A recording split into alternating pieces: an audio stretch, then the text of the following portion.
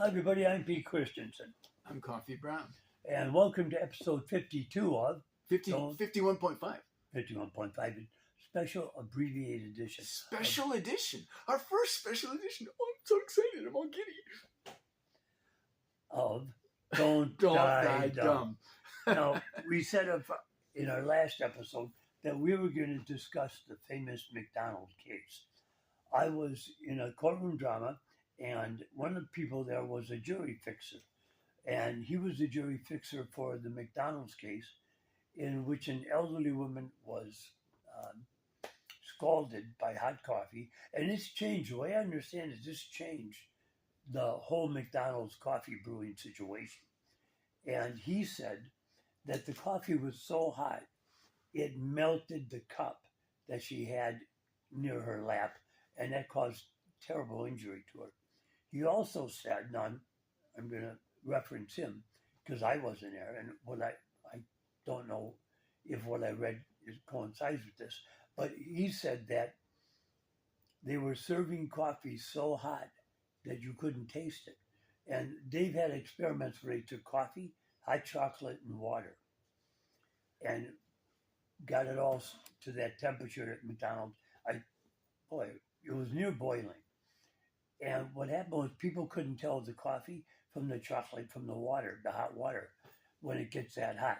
And they were doing that because they had a real cheap brand of coffee they were using. And after this case, they came out with McDonald's premium coffee. In other words, they were forced to lower the temperature. They actually had to get some beans that weren't lying on the ground in the back of a warehouse for 6 months. Or pooped out of the back of a wombat. But Yeah. that's a whole nother story. And that is very expensive coffee, by the way. I did a whole chapter in Or one of my civet books cats. about They also have coffee that's pooped out of civet cats. in Malaysia. That's very expensive to get that kind of coffee.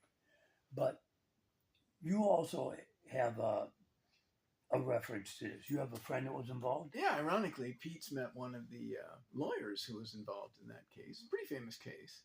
And I know one of the doctors who was involved in that case. So the general broad strokes of the case are that an elderly woman went to a McDonald's drive-thru, bought coffee, and put it in her lap between her legs as she drove off, and the coffee spilled, and she got some significant burns. They were described as third-degree burns.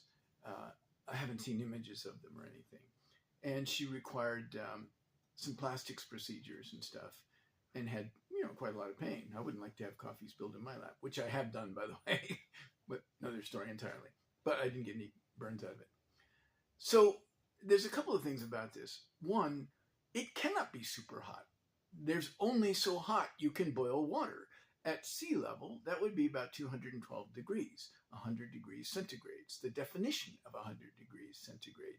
And here in Albuquerque, which is where that event occurred, that famous event that was a huge lawsuit, we're a mile up. So the boiling temperature is significantly lower than that. Therefore, you can't have hotter than boiling coffee. You just cannot. There's a fixed limit to how hot water can get. If it's not that's why pressure cookers exist, so that you can raise the temperature of the water. Otherwise, you just can't. And it's also why you have to boil things longer in Albuquerque, like if you're making macaroni or something. You have to boil it a bit longer because the water is boiling at a lower temperature. However, boiling water can give you nasty burns, that is for sure. And is the coffee too hot? Now, what my doctor friend told me is that McDonald's had gotten previous warnings that people had burned themselves with coffee. Okay, but boiling water has been around for longer than we've been human beings. And by now, we're kind of used to it. We know the risks and benefits of boiling water. And putting a cup of boiling water between your thighs while you're driving is a bad idea. I'm sorry, but it just is. Now, the story that the coffee was so hot it melted the cup, I frankly do not believe. I've poured a lot of coffee fresh off the pot into styrofoam and paper cups and things. They are designed to withstand the boiling point of water at sea level, which is higher than it is here in Albuquerque. So you could have a defective cup, or she or McDonald's may have handled the cup in such a way that it got crinked and developed a leak at the bottom or something like that. But the notion that the coffee actually melted the cup, I just don't believe that's true. Let me say this. I've had coffee in a McDonald's cup, and I washed it out because I didn't have a traveler. I thought I'll use this again. The second time I had it, the coffee was hot and it disintegrated the glue around the bottom and came out.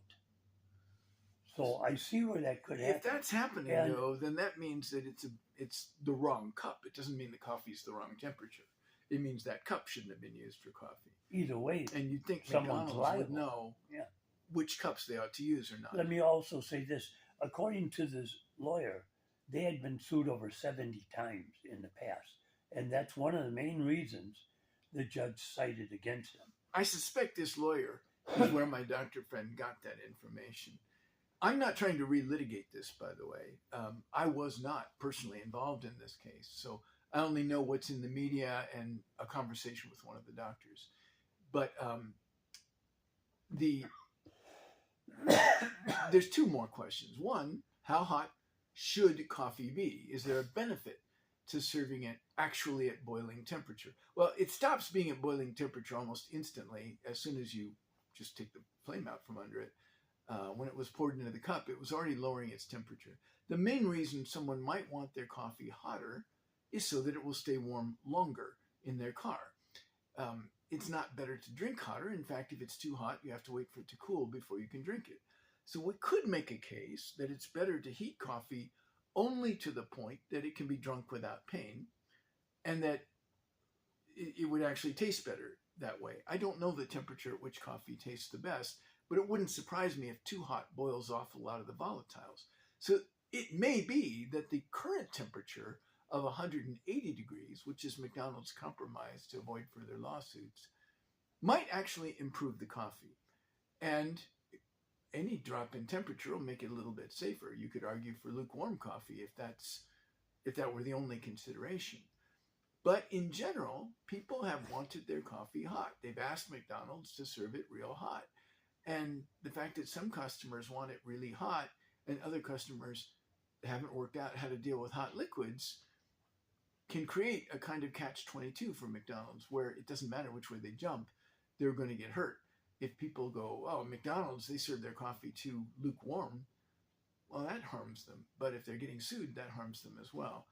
So I think that using cups that are certified for coffee at whatever temperature it turns out to be the most palatable, and putting warnings on the cups is probably where I would have gone. But what I really wanted to circle back to was just the facts of the case. You can't make coffee hotter than a certain amount, and it's not melting cups unless they are not designed for hot liquids. Well, with that in mind, I want to talk about the opposite end of the spectrum. Uh, Soda. I was told by a friend, oh, you should never drink soda because of carbonation. Any kind of carbonated liquid, it hurts your heart. It'll give you a weak heart. Is there any validity to that? That is literally the first I've ever heard of that. I'll see if I can find out what that's even based on. How long have you been in medicine? Since 1985. Was so you wouldn't know. My friend has never been in medicine, but he saw it on the internet, so it must be true. Well, so that's the thing. Like, we've got to stop. So there's this current anti-science, yeah, anti-medicine, anti-intellectual, anti-education wave sweeping America. It's not the first time. Actually, this conflict goes back literally to the 1700s. The educational haves and the educational have-nots are kind of at war with each other. And it doesn't help if somebody who has a Harvard degree, or I have an advanced degree, but it doesn't help if somebody who has an advanced degree thinks that makes them better than other people. It makes me better at the thing I've been trained in than someone who hasn't been trained in that. But I'm not a cabinet maker. I'm a horrible plumber. I work with people all the time to get things done around the house that I'm too clumsy at myself. I think anybody who's learning all their life, who's perfecting their craft all their life, is highly educated, and it doesn't matter to me whether it comes from a university or not. I know plenty of boneheads with university degrees, and I know plenty of brilliant people who just, that wasn't the path that they took. So mistaking a degree for intelligence is one error that we should avoid. However, America, let's make America great again. I'm actually on board for that. I want to make America great again.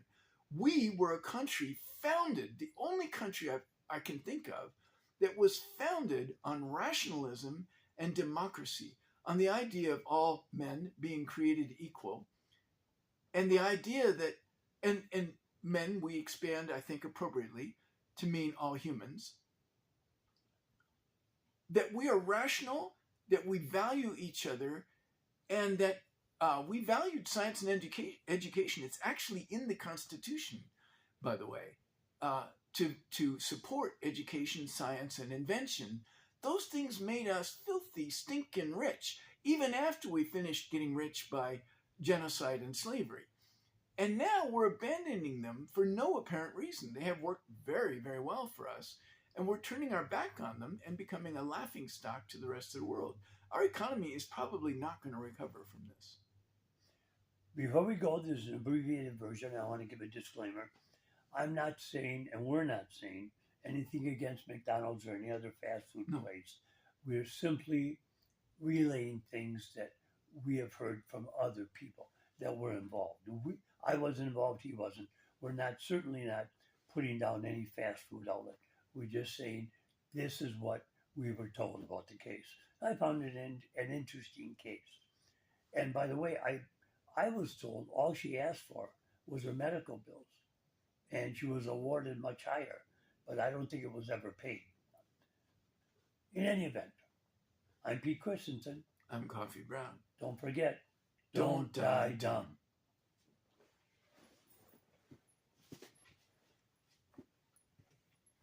Amber. I hope Amber's okay.